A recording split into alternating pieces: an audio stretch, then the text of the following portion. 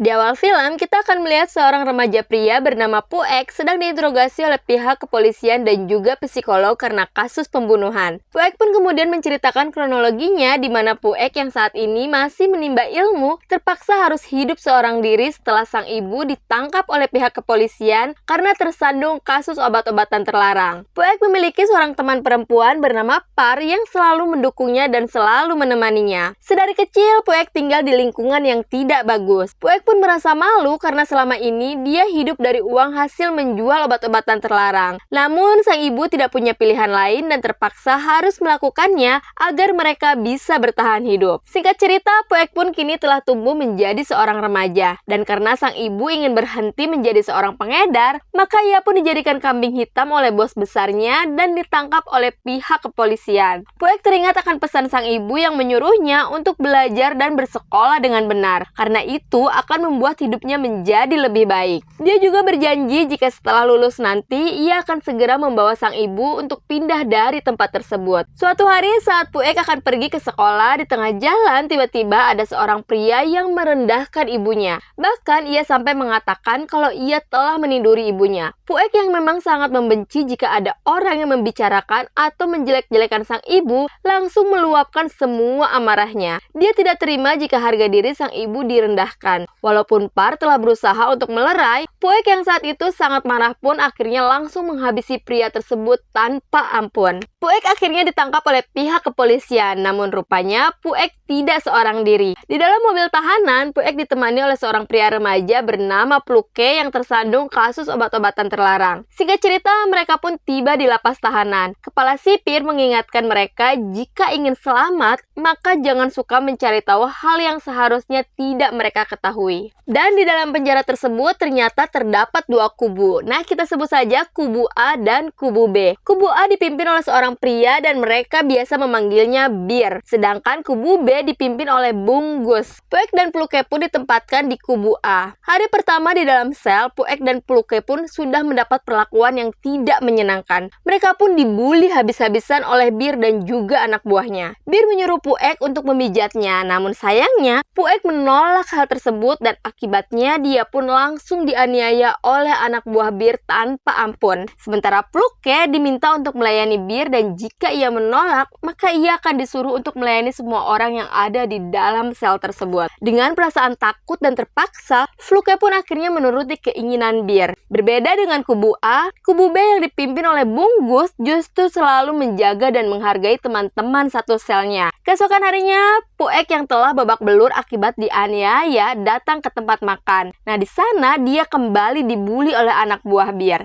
Melihat Puek yang tidak melakukan perlawanan saat dibully membuat Farang yang berasal dari kubu B merasa sangat geram. Farang pun menyarankan kepada Bung Gus untuk merekrut Puek bergabung ke kubu mereka karena menurutnya Puek memiliki sebuah potensi. Namun Bung Gus menolak saran tersebut dengan alasan kalau dia tidak ingin ikut campur dan membuat masalah dengan kubu A. Dan di saat para napi sedang mandi, Puek kembali dibully oleh Bir dan anak buahnya. Puek pun kembali dianiaya oleh mereka dengan alasan kalau itu adalah bayaran yang harus dia terima untuk mengganti air yang ia gunakan untuk mandi. Setelah semua orang pergi untuk berbaris di lapangan, Pluke diam-diam mendatangi Puek dan memberikannya sebuah jeruk. Pluke juga meminta maaf karena ia terpaksa harus mengikuti permintaan Bir untuk ikut menganiaya dirinya. Sebelum pergi, Pluke mengatakan jika mereka harus berani melawan Bir dan anak buahnya karena jika mereka tunduk, maka Bir akan semakin berbuat seenaknya. Kepala sipir yang rupanya diam-diam melihat hal tersebut langsung memberitahu Bir dan membuat Bir sangat marah karena merasa dihianati oleh Pluke. Melihat kedatangan Pluke, Bir pun langsung mengungkapkan kemarahannya dan bertanya kenapa Pluke melakukan hal tersebut sambil terus menganiaya Pluke. Karena sudah merasa sangat tidak tahan dengan perlakuan Bir, Pluke pun akhirnya melawannya. Dia pun mengatakan memang apa masalahnya kalau dia seorang transgender, bukannya Bir juga sangat menyukainya. Melihat Pluke dianiaya Bir, Puek pun berusaha untuk menolongnya.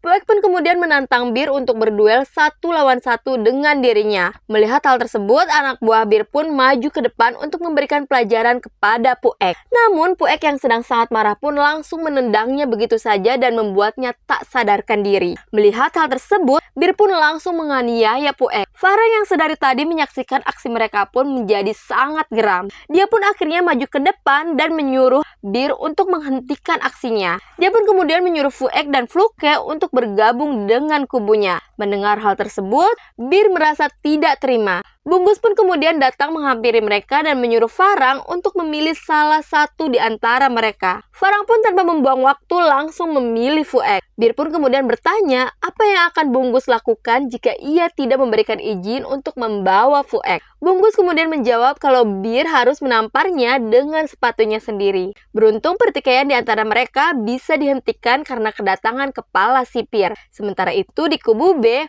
melihat Puek yang masih terjaga, Bunggus pun langsung mendatanginya. Puek kemudian bertanya kepada Bunggus kenapa ia menolong dirinya. Namun ia berdalih kalau ia tidak menolong Puek, melainkan menolong sahabatnya Farang. Puek pun kemudian mengatakan kenapa ia tidak menolong Fluke padahal semua orang tahu apa yang akan terjadi pada Fluke setelah ia mencoba untuk melawan Bir. Namun Bunggus kembali menjelaskan kalau Puek tidak boleh berbuat sesuatu yang akan membahayakan dirinya, mengingat musuh yang harus ia lawan adalah Bir. Ia juga berusaha menenangkan Puek kalau Fluke akan baik-baik saja karena ia tidak pernah bersikap menjengkelkan seperti Puek. Dan malam itu juga pertemanan antara mereka bertiga pun dimulai. Farang juga bahkan menyediakan bantal dan meminjamkan senjata tajam untuknya sebagai alat untuk berjaga-jaga. Sementara di sisi lain, Bir yang masih merasa kesal kepada Fluke terus melampiaskan amarahnya dan terus menganiaya Fluke. Keesokan harinya, Bunggus dan Farang mencoba untuk membangunkan Puek yang sedang terlelap tidur.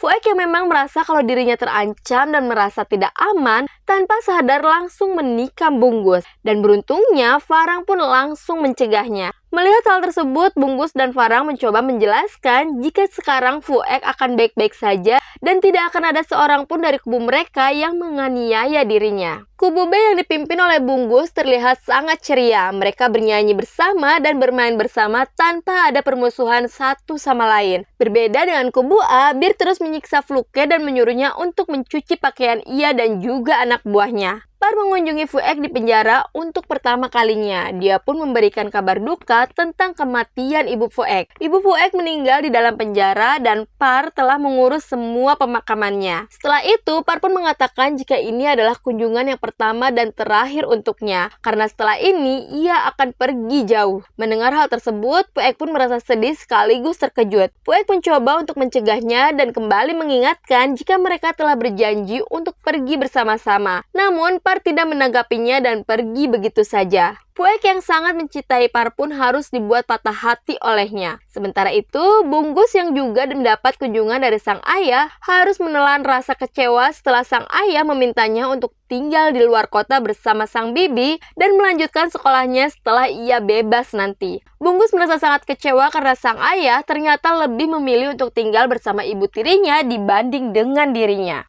Saat akan kembali ke sel, Puek melihat Farang yang sedang dikeroyok oleh Bir dan juga anak buahnya. Mengetahui kalau Bir terus mengusik kubunya membuat Bunggus merasa sangat kesal. Bir bahkan menantang Bunggus untuk berduel dengannya, namun Bunggus tidak menanggapinya. Malam hari penjara bagaikan neraka untuk Fluke. Nah malam ini selain dianiaya, dia juga bahkan dipaksa untuk melayani anak buah Bir. Dalam ketidakberdayaannya, Fluke kembali teringat akan masa lalunya. Orang yang sangat ia cintai ternyata tega mengorbankan dan juga menjebak dirinya. Sementara sang kekasih yang berprofesi sebagai seorang pengedar pun berhasil melarikan diri. Keesokan harinya, ketika sedang sarapan, Bunggus memberikan makanan kesukaannya kepada Puek. Namun ia menolaknya dan beralasan kalau ia sudah merasa cukup dengan menu yang disediakan oleh penjara. Melihat keharmonisan di antara mereka, membuat Bir dan anak buahnya merasa sangat kesal. Tidak berselang lama, Fluke pun tiba-tiba datang dan langsung mengambil makanan milik Puek begitu saja. Hal itu pun langsung membuat Puek dan orang-orang di sana merasa sangat terkejut. Setelah memakan makanan Puek, Fluke tiba-tiba merasakan sakit di tenggorokan tenggorokannya, dan ia juga banyak mengeluarkan darah dari dalam mulutnya. Bungkus yang menyadari kalau Fluke telah diracuni langsung menyuruh orang-orang di sana untuk membawanya ke ruang medis. Dia kemudian mendatangi Bir dan mengungkapkan kemarahannya. Bungkus benar-benar nggak menyangka kalau Bir akan menggunakan cara serendah itu untuk mencelakai seseorang. Dia pun kemudian menanggapi tantangan untuk berduel dengannya ketika hari bebas nanti.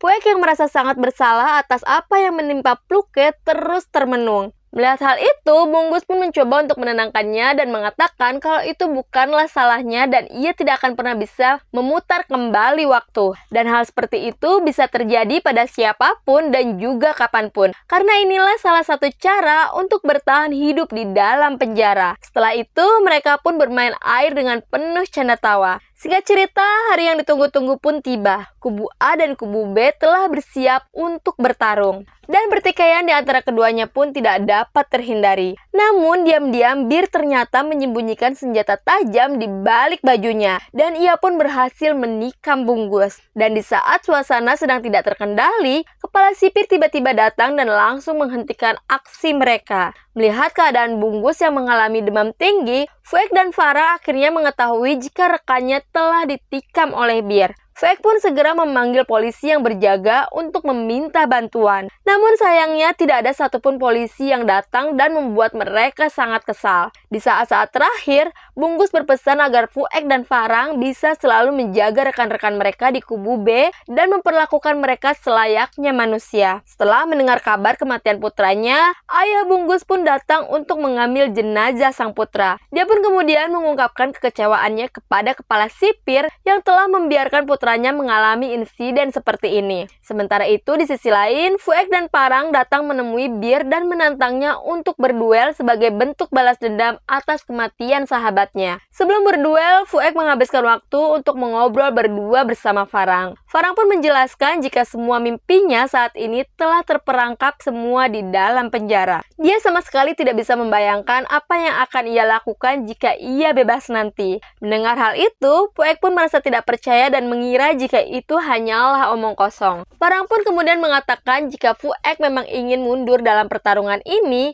ia dengan sukarela akan menggantikan posisinya dan menanggung semua akibatnya. Namun dengan tegas Fuek mengatakan kalau ia tidak akan pernah mundur atau kubu Bir akan terus merendahkan mereka. Pertarungan antara Fuek dan Bir pun berlangsung dengan sangat sengit hingga akhirnya Fuek berhasil menghabisi Bir. Dan tidak berselang lama, kepala sipir pun datang dan segera membubarkan mereka semua. Sementara Fuek dan Farang harus tetap diam di tempat. Setelah kejadian tersebut, Fuek pun akhirnya mulai memahami ucapan Farang tempo hari. Dia pun mulai menyadari jika sejak hari ini semua mimpinya telah terjebak di sini. Tidak berselang lama, kepala sipir pun datang dan membawa mereka berdua. Dia pun mengatakan jika mulai hari ini mereka akan dipindahkan ke penjara lain dan mereka juga tidak akan berada di penjara yang sama. Dan sebelum mereka pergi, kepala sipir berpesan agar mereka bersikap baik dan hal ini akan membuat mereka bisa segera melanjutkan hidupnya. Dan di akhir film kita akan melihat Fuek yang disambut oleh kepala sipir yang baru di penjara barunya. Dan film pun selesai.